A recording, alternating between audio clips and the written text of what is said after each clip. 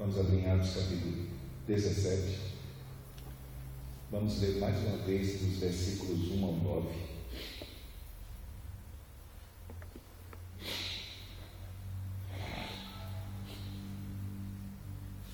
Versículos 1 ao 9.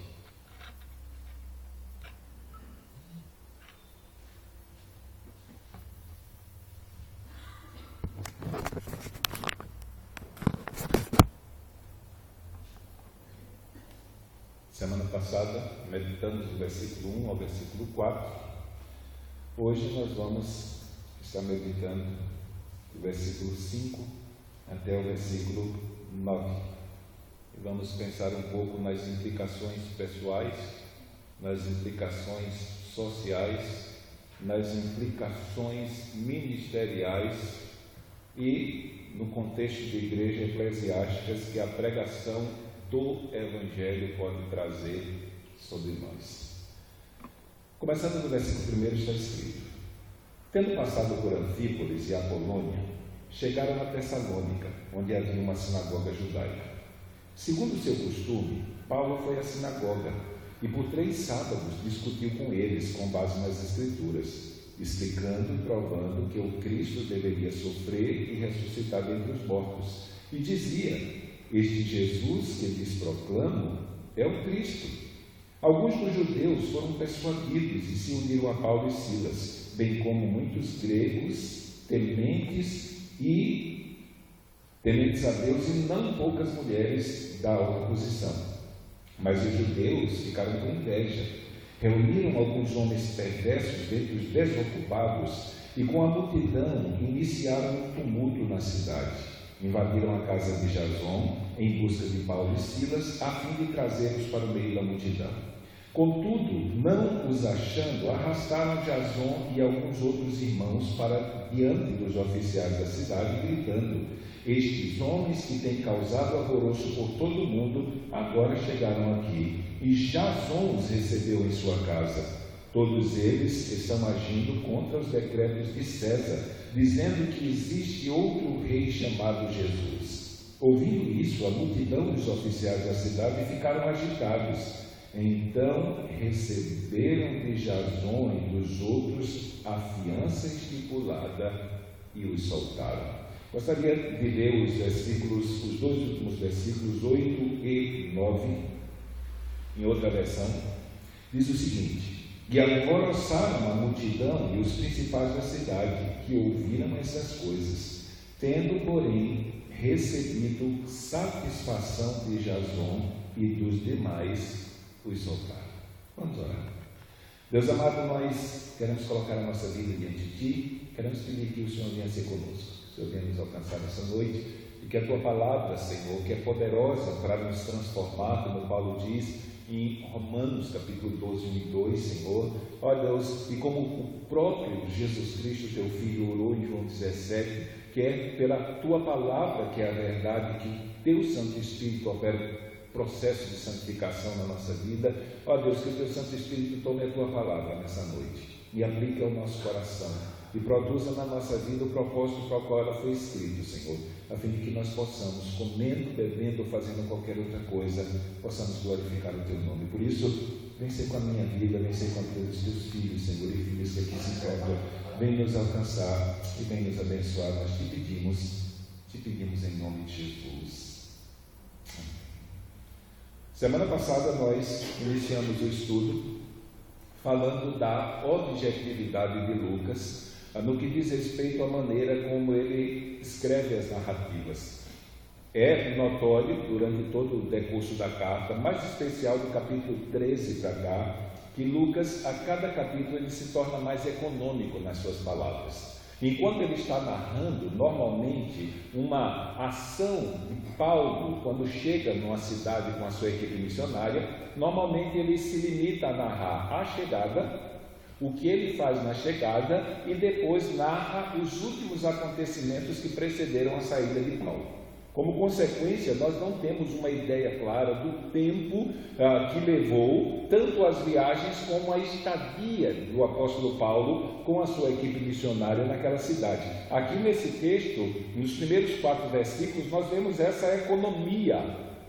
até extrema de Lucas em palavras para relatar um período que durou muito mais do que aquilo que normalmente nós deduzimos. Ele fala que Paulo, ele vai para Anfípolis, ele passa por Anfípolis e Apolônia e chegam a Tessalônica. Ele fala isso em poucas palavras, em menos de 10 palavras, ele conta o relato de uma viagem de 160 quilômetros. Paulo chega em Tessalônica, essa era a distância entre Tessalônica e Filipos, de onde Paulo havia saído, e normalmente Paulo procura uma sinagoga.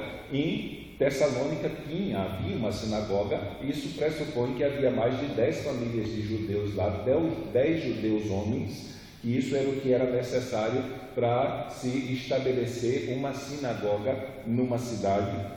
Exemplo de quando ele vai a Filipos e não encontra isso lá, não havia 10 homens convertidos ao judaísmo, como consequência disso não havia uma sinagoga, e Paulo ele foi atrás dos judeus onde havia muita água por força das cerimônias de purificação e achou não homens.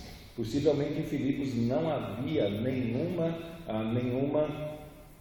sinagoga judaica, e aí nós temos um problema com relação à data, né? Houve um problema de perseguição aos judeus em Roma no ano 49, isso nós vamos citar hoje aqui, quando eles foram expulsos por causa de um tal de Crestos, né? A inscrição da época, feita por um filósofo, ele diz que eles foram expulsos por causa de um tal de Cresto, e por causa desse Cresto o imperador expulsou os judeus de Roma. Lembrando que Filipos era uma colônia romana, que funcionava da mesma maneira que Roma funcionava, tinha os mesmos tipos de costumes, eles se vestiam da mesma maneira, tinham a mesma lei, a mesma estrutura de governo estava estabelecida lá. Então, se esse momento aqui, ele foi depois do ano 49, então possivelmente Filipos não continha e não tinha uma colônia judaica, porque eles deveriam haver sido expulsos também, como eles foram da capital do império. Então Paulo realiza toda aquela obra. Lucas resume a trajetória de Paulo, a conversão de Lídia, a conversão do carcereiro, e por força da afirmação dos donos daquela menina que tinha o espírito de adivinhação, de que eles haviam perdido o seu ganho definitivamente, então possivelmente a moça deve haver de verdade se convertido também e haver sido liberta. Então eles vêm, depois de 160 quilômetros de viagem, eles vão a uma sinagoga. E aqui nessa experiência de Paulo, em especial em Tessalônica, essa experiência é muito parecida com o que ele experimentou em Antioquia da Pisídia, no capítulo 13. Paulo chega em Antioquia da Pisídia, vai numa sinagoga e prega. E as pessoas ficaram tão impactadas com o que Paulo disse, que convidaram ele para voltar na semana seguinte, e o texto vai dizer que quase toda a cidade foi lá escutar Paulo. Os judeus deveriam estar naquela cidade há cerca de 60 anos, tentando converter gentios para o judaísmo.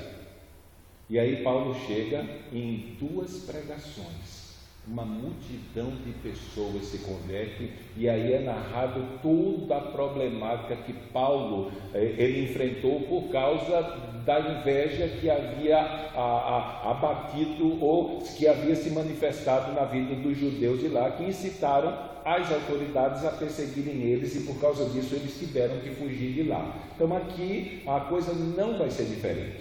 Então Paulo ele prega, os judeus poucos, em pouco número, ouviram a mensagem acerca de Jesus Cristo e se converteram, mas numa pregação só se estabeleceu uma igreja em Tessalônica. Porque enquanto poucos judeus receberam a pregação, uma multidão de gentios, e não poucas mulheres, eles vão usar um termo esquisito aqui, mulheres, que para traduzir fica até complicado. Uma tradução coloca mulheres principais, mas possivelmente aqui é mulheres de alta posição. Eu falo isso porque é muito parecido com o que aconteceu em Antioquia, que as mulheres, esposas de algumas autoridades romanas, elas estavam frequentando a sinagoga, e foi essas mulheres, aqui nem tanto, não foi o caso, mas lá em Antioquia foram essas mulheres que os judeus incitaram a persuadir os seus maridos, que faziam parte do alto escalão romano, para perseguir Paulo e Barnabé. Então, nesse sentido, aqui nós temos uma sinagoga que, em sua frequência, se a gente fosse usar um termo muito parecido hoje, em seu número de congregados, ela simplesmente preenchia aquilo que ela precisava para o seu funcionamento. E aí Paulo aparece no fim de semana, prega sobre Jesus Cristo, e de uma hora para outra, aquela sinagoga que estava cheia de visitantes agora perdeu, eles se desviaram. Eles abandonaram a fé judaica e agora se voltaram para Jesus Cristo. E é justamente pensando nesse contexto de Paulo haver pregado numa sinagoga, e ainda que tenham sido poucos judeus, mas muitos daqueles que frequentavam a sinagoga agora haviam virado as costas e seguido a Paulo e a Silas. Eles se tornaram agora seguidores de Jesus Cristo, eles não estavam mais seguindo a Moisés. Um detalhe que eu quero colocar aqui no versículo 5 é que alguns judeus creram e outros, a maior parte, não creu. Mas me chama a atenção a forma como Lucas apresenta esses judeus que não creram. Ele vai dizer, numa das traduções, que essa é a ideia, mas os judeus desobedientes. O que isso implica para a vida de uma pessoa que ouve o Evangelho? Implica sobre ela a responsabilidade de dizer sim ao chamado de Jesus Cristo pela pregação. Então, todas as vezes que nós pregamos o Evangelho para alguém e ela simplesmente trata como se fosse nada e não diz sim ao Salvador e ao Senhor, reconhecendo o seu estado de pecaminosidade e a oferta amorosa e graciosa que Deus oferece para ela na pessoa do seu filho, ela está sendo desobediente ao mandamento de Deus. A ordem para crer em Jesus Cristo está sendo desobedecida. Então aqui Lucas, falando desses judeus, ele os qualifica. Os judeus que desobedeceram ao chamado do Messias por intermédio da pregação do Evangelho. E aí, mais uma vez, nós evocamos a realidade que temos também estudado em João, de que Jesus está indo ao encontro das ovelhas que estão fora do aprisco de Israel. Ele disse, cabe a mim buscá-las. E nesse sentido, nesse ato de buscar as suas ovelhas, é a minha vida, a sua vida e a vida de cada cristão que ele deve utilizar. Então Paulo, ele chega em Tessalônica e, em primeiro plano, a obra ela foi bem realizada. O resultado da obra foi fantástico, ainda que poucos judeus creram. Mas o texto vai dizer que uma multidão de homens gregos e não poucas mulheres creram na mensagem do Evangelho. E isso trouxe para Paulo e Silas problemas. E na verdade, quando nós vemos esse tipo de problema por causa da pregação do Evangelho, nós devemos observar essa realidade como algo puramente natural. A igreja moderna, ela teima em querer alcançar o ímpio, amenizando o confronto do Evangelho com relação ao seu estado de miséria e falência espiritual. A igreja teima hoje em querer trazer as pessoas para a membresia, conferindo a ela um caminho fácil e uma mensagem até certo ponto doce, que não é o Evangelho. E como consequência disso, nós temos multidões e multidões de pessoas com seus nomes escritos no rol de membro das igrejas, sem ter os seus nomes escritos no livro da vida. Por que motivo? Porque a igreja teimou em tentar atrair as pessoas para o seu convívio sem o Evangelho. Então, quando nós pensamos na pregação do Evangelho, gente, nós precisamos entender que, biblicamente falando, não existe pregação do Evangelho sem oposição daqueles que têm os seus corações endurecidos e desobedientes. Então, sempre que o Evangelho é pregado, algum tipo de oposição virá, principalmente na nossa era. Na era do politicamente correto, que você simplesmente não pode confrontar nem dizer qualquer coisa que de alguma maneira venha entristecer, venha magoar, venha exortar, venha delatar, venha expor à vergonha o pecador. Então, hoje, mais do que no tempo do apóstolo Paulo, nós temos dificuldades e devemos ter plena consciência de que a pregação do Evangelho dará problemas para a gente. Se o Evangelho for pregado como de verdade está escrito e que deve ser pregado. Então, não há pregação sem que haja oposição. Sempre vai haver oposição à pregação e ao anúncio do Evangelho por aqueles que têm seus corações endurecidos. E o que ocorre nesse momento da pregação é aquilo que a Bíblia chama da luta entre a luz e as trevas. Como eu disse algumas semanas atrás, não tem como eu pedir para o nego ali atrás e ali mexer nos interruptores e apagar, isso aqui fica claro. Não tem como desligar os interruptores e esperar que o salão continue claro. Porque se a luz foi apagada, a escuridão domina. O inverso funciona da mesma maneira. Então, quando a luz é proclamada, as trevas vão ter que recuar. E lá no Evangelho de João, capítulo 1, verso 5, ele deixa bem claro que as trevas não prevalecem quando a luz brilha. Então vai haver sempre esse confronto, esse choque. Então a luz, ela incomoda as trevas. O próprio Jesus Cristo deixou isso lá claro em João capítulo 3, eu acho 19 e 20, quando ele fala que aqueles que não creram em Jesus Cristo, eles não vêm para a luz, para que as suas obras não sejam manifestas, porque as suas obras são mais. Então o Evangelho tem esse poder de remover do ser humano qualquer tipo de ideia preconcebida de que de alguma maneira ele é bom o suficiente para agradar a Deus. Então aqui, quando a pregação do Evangelho que confronta o pecador, confronta o pecado, expõe a realidade de miséria dele publicamente e chama ele ao arrependimento, esse tipo de mensagem, ela não é atrativa, a menos que o Espírito Santo faça o pecador nascer de novo.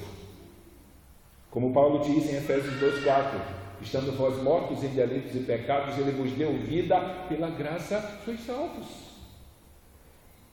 É o ato, é o momento em que a graça de Deus se revela. Então essa oposição é constante no livro de Atos. Nós observamos, à medida que avançamos na leitura de Atos dos Apóstolos, que houve uma progressão na intensidade da perseguição. Então o que nós vemos é quanto mais o livro de Atos se adianta, pior fica a situação do apóstolo e as circunstâncias sofridas que ele passa por causa da pregação do Evangelho. Imagine, em Jerusalém, só em Jerusalém, no início, o confronto, ele partia da discussão dos apóstolos com os judeus por causa de Jesus Cristo, e a não aceitação dos judeus acerca de que Jesus Cristo era o Messias, por um motivo que era complicado. Por isso que tinha que nascer de novo. Para o judeu, um homem crucificado e pendurado no madeiro é um homem amaldiçoado. Está escrito lá no Antigo Testamento: maldito é todo aquele que for pendurado no madeiro. Então chega os apóstolos pregando para esse judeu que se apega à lei de Moisés, e a lei de Moisés diz que quem é pregado no madeiro é amaldiçoado, e os apóstolos pregam: olha, aquele Jesus que foi pregado na cruz, ele é o Messias, ele é o Salvador. Ou nascia de novo, ou não tinha jeito. E esse era o grande problema da reação judaica para com a pregação apostólica. Porque o coração da pregação apostólica era que o Salvador era aquele Jesus Cristo que veio a esse mundo e morreu na cruz. E morreu pendurado no madeiro. Então, à medida que o livro de Atos vai sendo escrito, nós notamos uma certa intensidade na reação dos endurecidos de coração para com a pregação do Evangelho. Imagine, estudamos lá o período da pregação em Jerusalém, eles pregaram o Evangelho, foram conduzidos ao Sinédrio e foram ameaçados.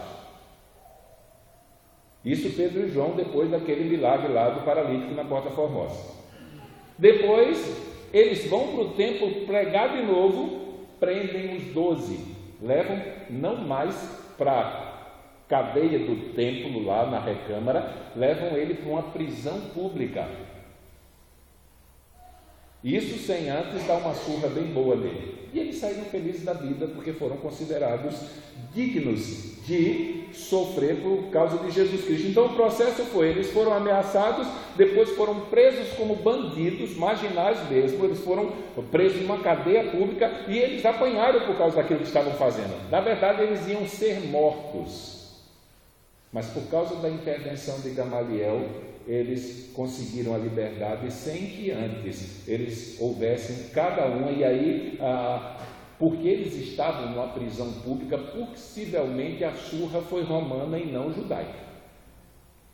A surra judaica era uma beleza, né? Porque você sabia quando era que ia acabar. 1, 2, 3, 4, 39, pronto.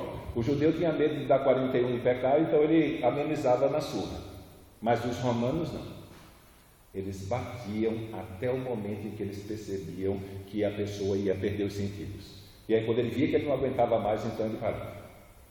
E os apóstolos saíram felizes da vida por haverem sido considerados dignos de sofrer por causa de Jesus Cristo. Imagine se fosse a gente. Ele está, o policial aí agora, está todo mundo preso.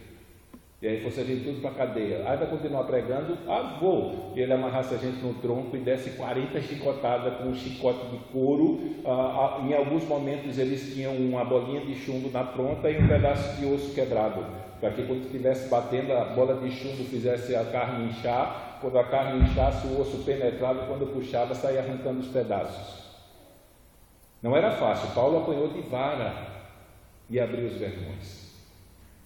Mas ainda assim, tudo era motivo de felicidade para os discípulos, porque eles haviam sido alcançados por esse Salvador maravilhoso. Depois de Jerusalém, nós tivemos o episódio de Filipos.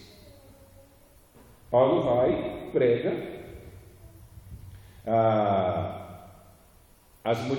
Lídia se converte, e aí depois disso teve aquele confronto de poder, em que nós vimos claramente que para enganar o diabo fala a verdade.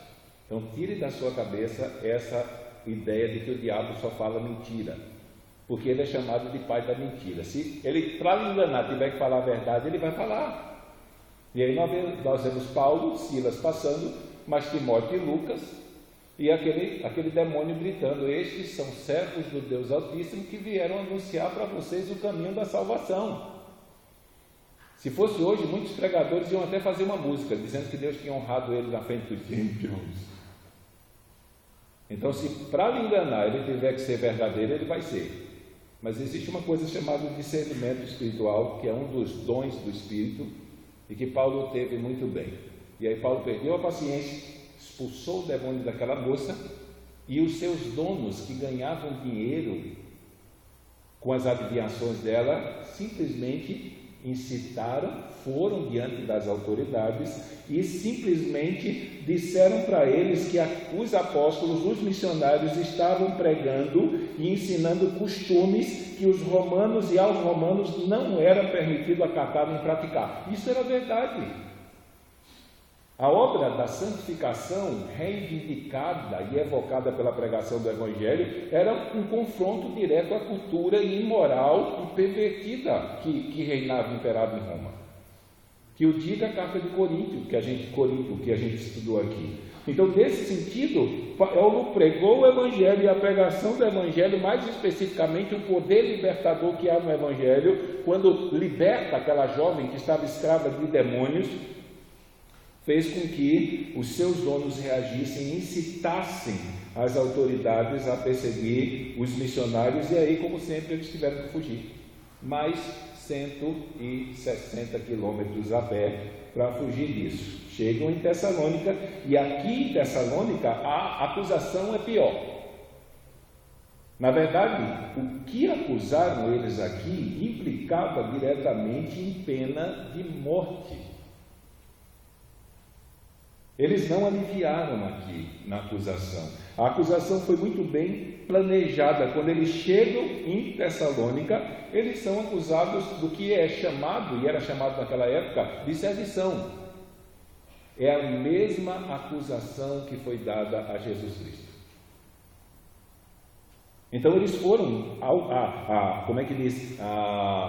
acusados de estarem promovendo rebeliões, de estarem levantando um motim contra o imperador, a fim de afastá-lo daquela região e estabelecer um rei para reinar para eles. Então, na verdade, a acusação aqui é que eles queriam derrubar César do trono para colocar um novo rei, que eles vão reivindicar lá na frente, os judeus, mediante a pregação de Paulo, que era Jesus Cristo. Então, a perseguição é deflagrada, e apesar da acusação ser política, a perseguição não era política, a perseguição era religiosa, e ela era movida pelo sentimento de inveja que os judeus nutriam contra o apóstolo Paulo. É complicado lidar com uma coisa dessa, até hoje nós lidamos com isso vez por outra dentro da igreja. Você chega num lugar, uma igreja não cresce, chega a outra, cresce, e os crentes já começam a colocar o olho na outra, como se o fato dela ter crescido fizesse dela uma coisa melhor. É complicado lidar com isso. O que é que faz com que a gente tenha essa atitude que, num provérbio popular, que explica isso bem claramente, diz que a grama do vizinho sempre é melhor? Hoje eu estava num debate de tarde teológico, uma ex-aluna minha ligou para mim e começou a pedir explicações sobre algumas posições teológicas, e ela ficou assim espantada, porque na minha apostila da aula de teologia eu defini minha posição, e ela concordava com a outra, e no fim ela mandou uma mensagem e fez: olha, fulano, beltrano, ciclano e tal, concordam com a minha, o senhor está do lado da maioria. Eu disse para ela: que bom, né? Jesus da minoria. Eu disse: que bom, Jesus também estava. E ri, né? Mas era uma doutrina secundária, assim, que não vai trazer tantas implicações diretas assim para a vida cristã, não vai trazer implicações diretas por causa disso. Então aqui, Paulo, ele estava sendo perseguido por questões de inveja. Os judeus estavam invejando todo o resultado que foi proporcionado por uma só pregação que Paulo fez. E aí os judeus perseguiram Paulo, não por causa da sua pregação aqui. Lá em Jerusalém havia esse problema. O anúncio de que o Salvador era Jesus Cristo, aquele que foi condenado à morte e pregado no madeiro como um amaldiçoado. Lá a discussão girava em torno da questão religiosa, mas aqui, apesar da atitude deles ser religiosa, eles estavam dominados e governados pela inveja.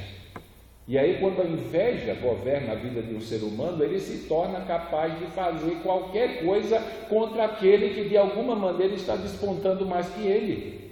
Isso ocorre normalmente na vida trabalhista ou em tantos outros lugares, em tantas outras situações. Quando a inveja governa o coração do homem, ela impulsiona esse ser humano a estar disposto a simplesmente fazer as piores coisas para prejudicar aquele ou aquela de quem a inveja está sendo direcionada. E não foi diferente aqui.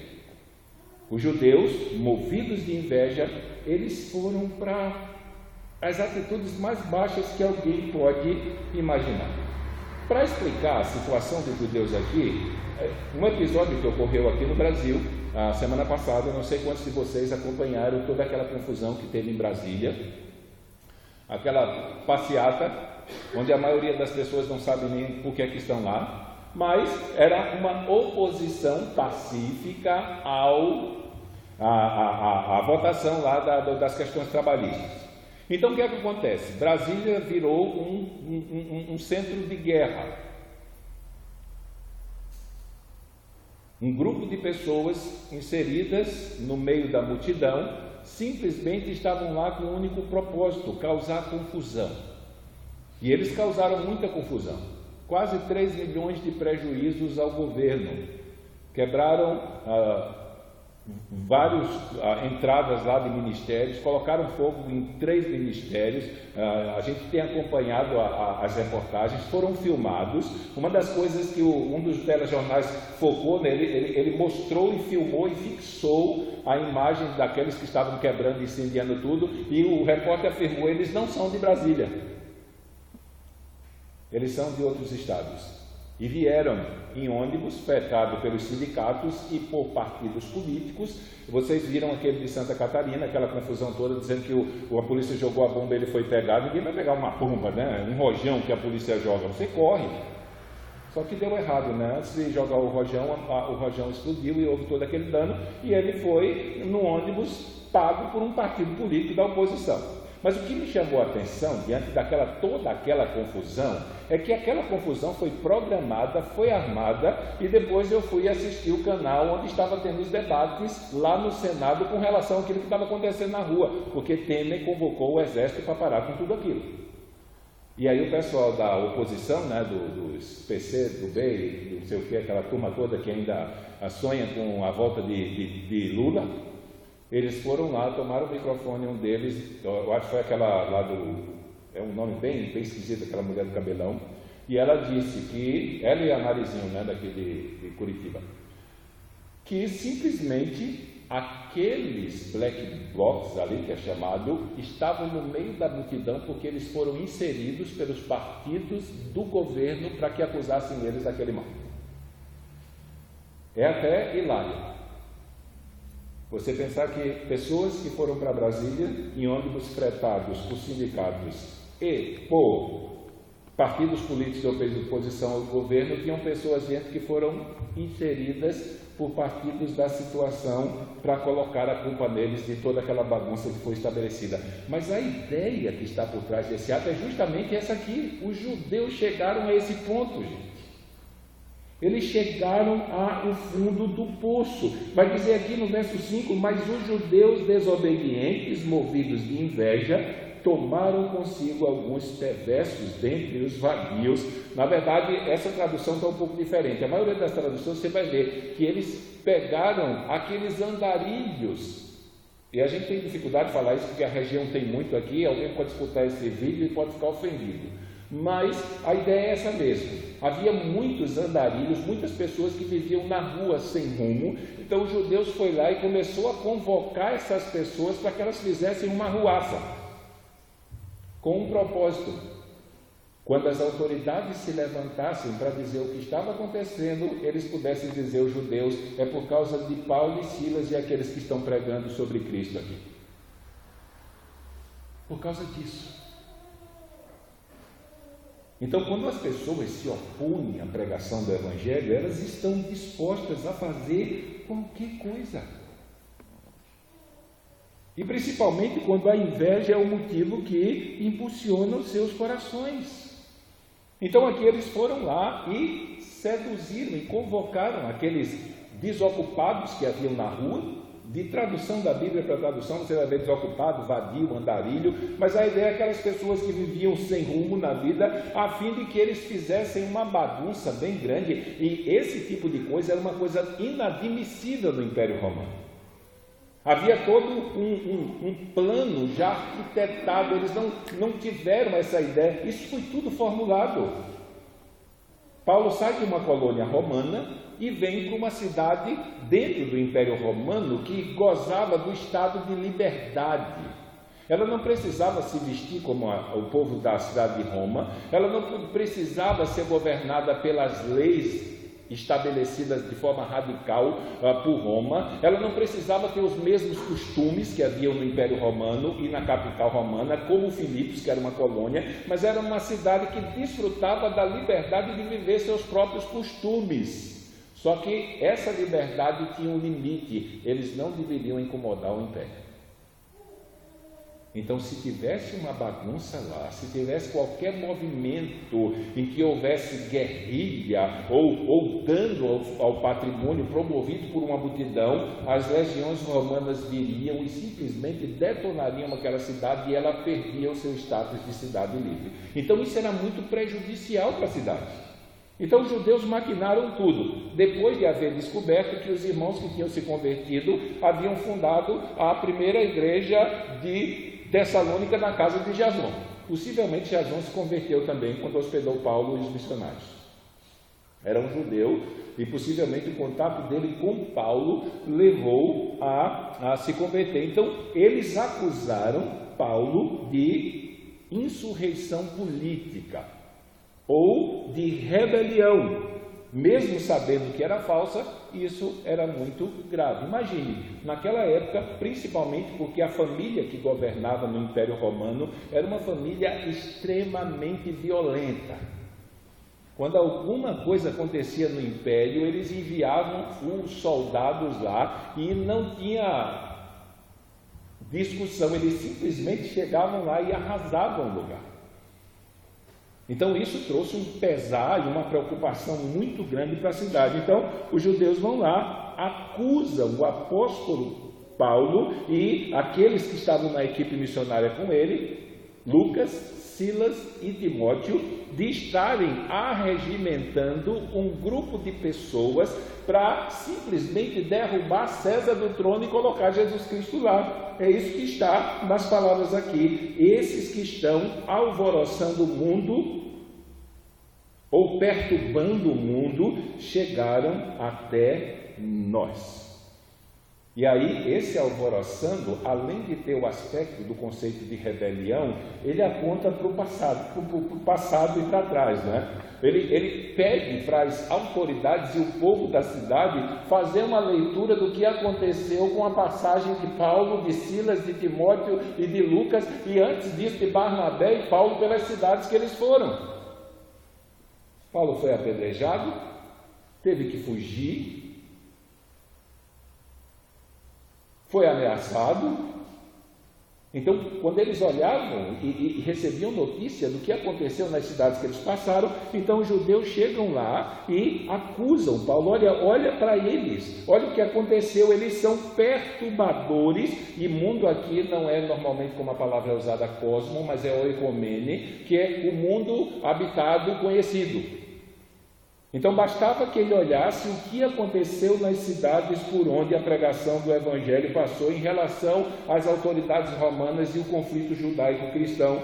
E aí eles apelam para as autoridades a fim de que elas intervissem. E na cidade de Tessalônica havia dois tribunais de recursos para que eles corressem, e eles correram literalmente para os dois.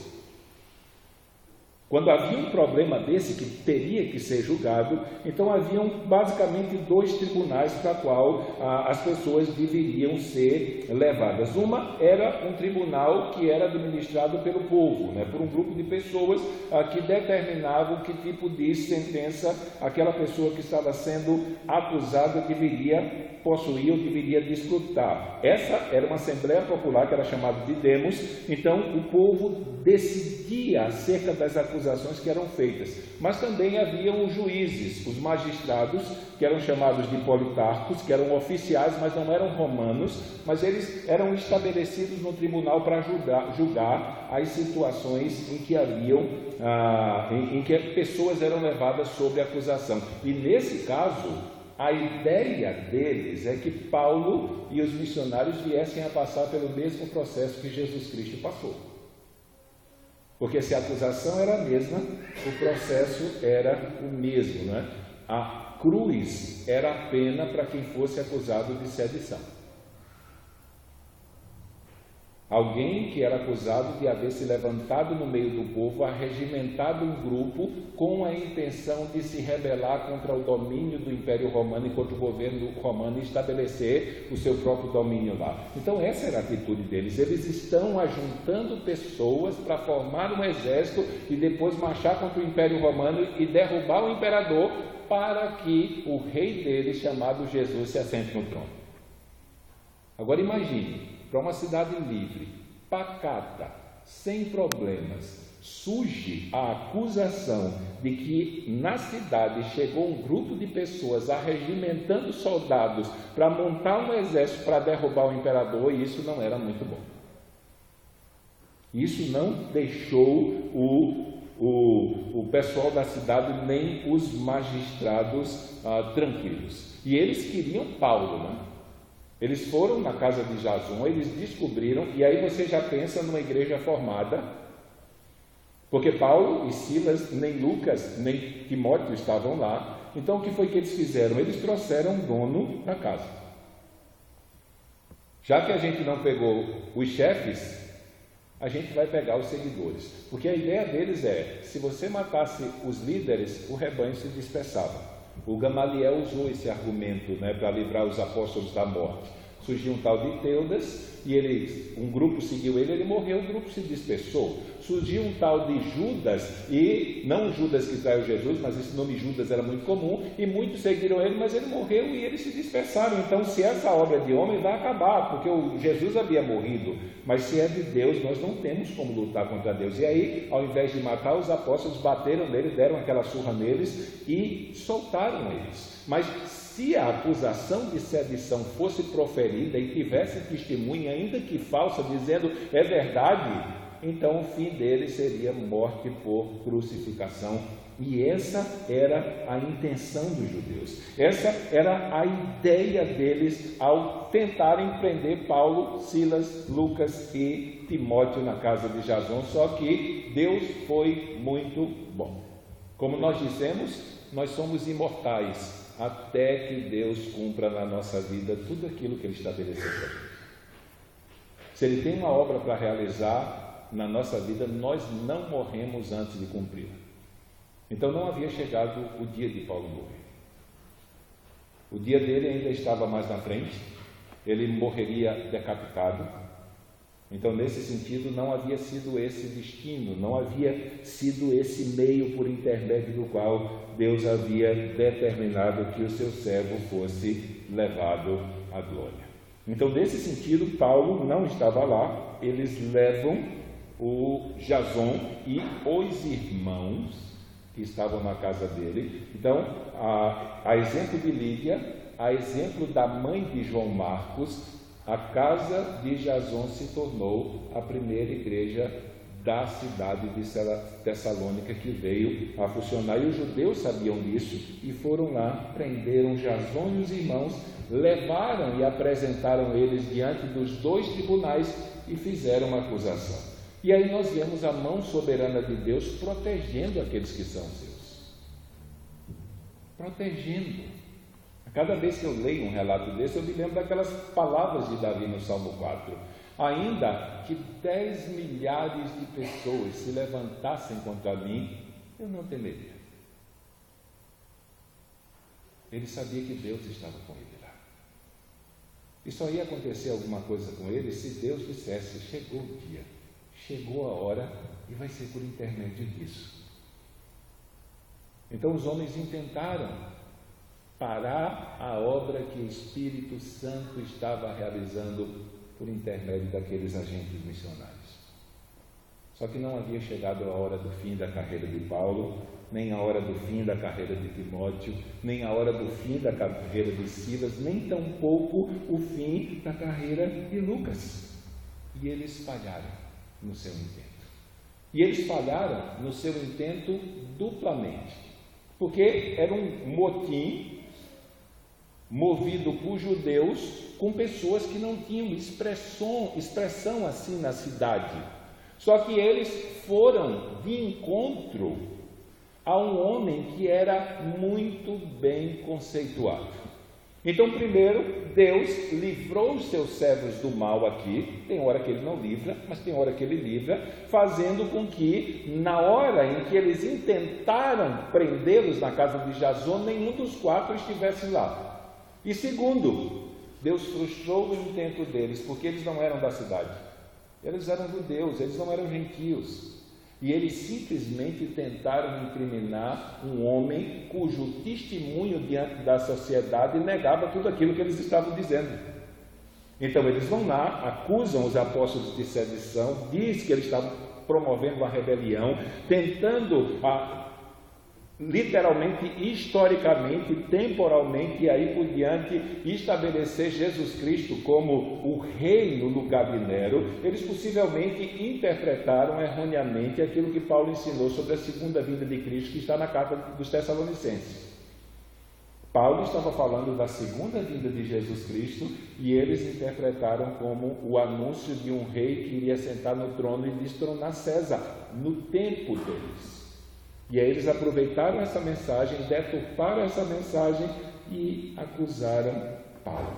Por mais que a acusação deles parecesse que poderia ter efeito, ela foi frustrada por causa de quem eles estavam usando para acusar. E é justamente aquelas palavras que eu li no final do texto, nas duas traduções, no versículo 8 e 9. A multidão, quando ouve os judeus e aquele motim de gente que eles haviam contratado para fazer pressão, dizendo que ele havia hospedado na sua casa aqueles que estavam agindo contra os decretos de César, dizendo que existe outro rei chamado Jesus, a população entrou em pânico, porque ela sabia que se essa notícia chegasse em Roma, ou até em Filipos, por ser uma colônia romana, o exército romano iria ser ativado para vir à cidade e acabar com isso. Só que o texto diz, lá no verso 9, então receberam de Jason, e eu vou ler uma versão que está mais clara porque ela tem a ideia completa, tendo recebido satisfação de Jason. A ideia aqui é que simplesmente diante do tribunal da cidade, aquele homem que era bastante influente e tinha um nome, um prestígio na cidade, disse: olha, o que esses homens estão dizendo não é verdade. Só que a bagunça foi feita na casa dele, todo aquele tumulto foi feito por causa desse mal entendido.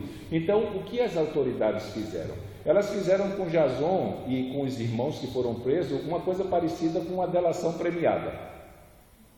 Então, simplesmente, eles fizeram um acordo com Jason e com aqueles irmãos que estavam lá, de que Jason, e isso os intérpretes que trabalham a questão da interpretação histórica, eles passam isso nos comentários, eles fizeram um acordo através do qual Jason, além de pagar a fiança em dinheiro pela sua soltura, ele se comprometia com as autoridades e queria mandar Paulo, Silas, Timóteo e Lucas embora, e eles não iam mais voltar para a cidade, sob pena de sofrer consequências e castigos físicos se ele não obedecesse e não cumprisse o contrato e o acordo que fez. Tanto que Paulo ele vai citar isso, que ele queria voltar para Tessalônica e foi impedido pelo diabo. Ele, escrevendo para os Tessalonicenses, ele diz que foi impedido, ele tentou ir, mas não pôde ir porque o diabo o impediu. E um dos problemas que houve foi justamente esse ato. Se ele volta, o Jason e os irmãos iriam ser presos de novo, iriam sofrer fisicamente por haverem desfeito o acordo que haviam feito com a justiça quando eles foram presos lá. Então Paulo não volta mais, ele escreve as cartas, mas não volta lá, possivelmente preservando a integridade física deles. Então nós vivemos seguros, e mesmo nessa segurança isso não impede que nós soframos. Deus está no controle disso até dos momentos de sofrimento. Paulo veio a Tessalônica. Nós temos um problema no texto, não é? Porque lá no início do texto diz que ele arrazoou, ele discutiu, ele expôs por 3 semanas o texto. Só que quando nós abordamos o Novo Testamento e vamos estudando as referências que são feitas, nós descobrimos que Paulo ele não passou 3 semanas só em Tessalônica. Ele não passou, ele passou um bom tempo lá.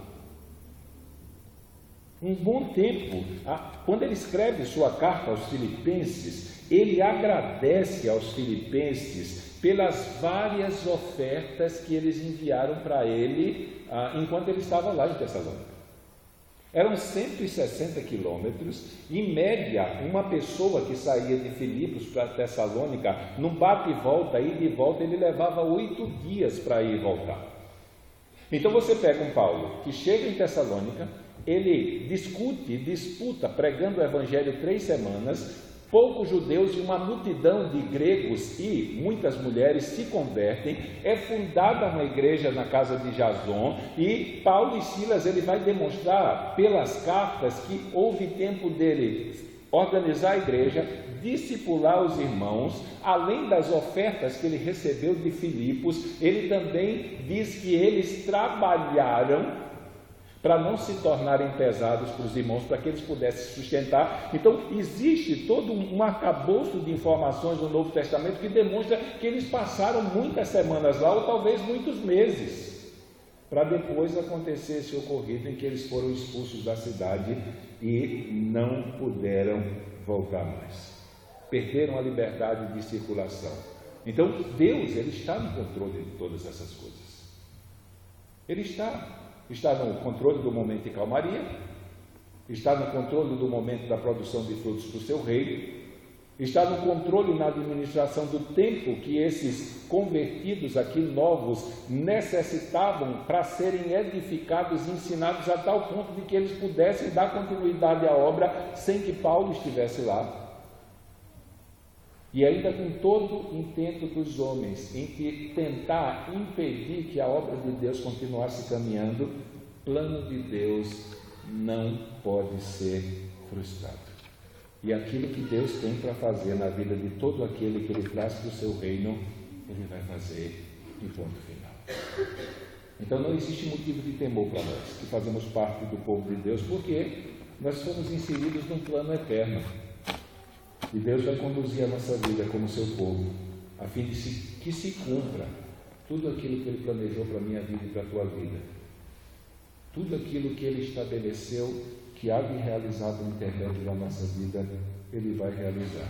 E quando Ele cumprir tudo aquilo que Ele determinou para ser realizado em nós e através de nós, aí sim, Ele vai determinar os meios cabíveis de nos, como é que se diz assim, promover. Porque na verdade é uma baita promoção.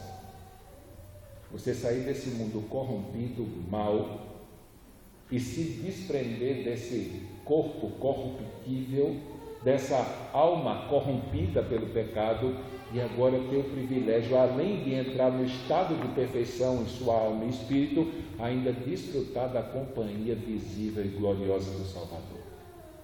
E tudo isso por nada que eu e você fizemos, mas por causa da obra de amor que o Filho de Deus veio realizar pela nossa vida. Então ele veio, quando essa obra não nos alcança, Paulo diz em Filipenses 1,6, eu estou certo de que aquele que começou a boa obra em nós, ele vai completá-la. Então estamos seguros, a obra que Deus tem para fazer na minha vida e através da minha vida, Ele vai completar. A obra que Deus tem para fazer através da sua vida e na sua vida, Ele vai completar, não importa as adversidades e os perigos e as lutas e os momentos difíceis que nós tenhamos que passar aqui. O que nos conforta é saber que Ele vai estar sempre lá. Como estudamos domingo de manhã, o Senhor é meu pastor, nada me faltará. Deitar-me faz em verdes pastos, guia-me mansamente a águas tranquilas, refrigera minha alma, guia-me pelas veredas da justiça por amor do seu nome. Ainda que eu ande pelo vale da sombra da morte, eu não temerei mal nenhum, porque tu estás comigo. A tua vara e o teu cajado me consolam. Bondade e misericórdia me seguirão todos os dias da minha vida. Ou unges a minha cabeça com óleo e o meu cálice transborda. Certamente que a bondade e a misericórdia do Senhor me seguirão todos os dias da minha vida. E aí ele pula para a eternidade. E termina o salmo dizendo: eu habitarei na casa do Senhor para todo sempre. Depois de todo o curso da minha vida passar aqui nesse mundo, eu vou habitar na presença do Senhor eternamente. Essa é a promessa de Deus para a nossa vida, não muda. Enquanto esse dia glorioso não chegar, o que faz diferença na minha vida e na sua vida? É o fato de saber que Ele está conosco todos os dias até a consumação dos séculos. E Ele vai fazer com que se cumpra tudo aquilo que Ele planejou e determinou para mim e para você. Por isso, curva sua cabeça. Pense nisso. Não devemos ter temor. Paulo corria perigo de morte.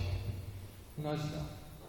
Então nós temos muito mais liberdade de sermos um instrumento do Senhor para anunciar esse Evangelho da graça,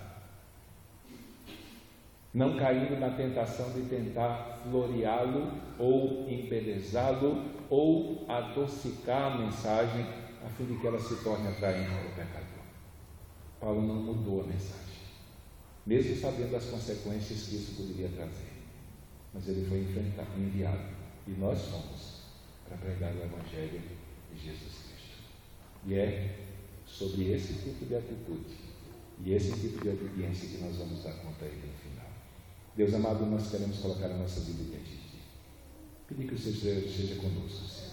E como temos orado culto após culto, que o poder do Teu Santo Espírito, Senhor, nos governe e nos impulsione para anunciar essas verdades, Senhor, ou mais especificamente a verdade do Evangelho da graça, Senhor, o único meio que por intermédio da fé pode conduzir um pecador para o Teu reino, para a Tua família e para a Tua glória, Senhor. Por isso, nos ajuda, Senhor, da mesma maneira que um dia alguém nos anunciou essa verdade e pelo poder e intervenção do Teu Santo Espírito, o nosso entendimento foi ativado, Senhor, em relação às questões espirituais e nós podemos dizer sim a essa mensagem gloriosa, que nós sejamos o instrumento, a Tua voz, Senhor, que vai ecoar a fim de que as ovelhas que estão fora do aprisco, ouvindo, possam Te seguir, Senhor, e Te servir por toda a sua vida. Por isso, vem ajudar os Teus filhos e filhas que aqui se encontram, a nos tornarmos a Tua boca que conclama as Tuas ovelhas que estão fora do aprisco para virem para o aprisco, pela pregação do Evangelho. Nós te pedimos em nome de Jesus.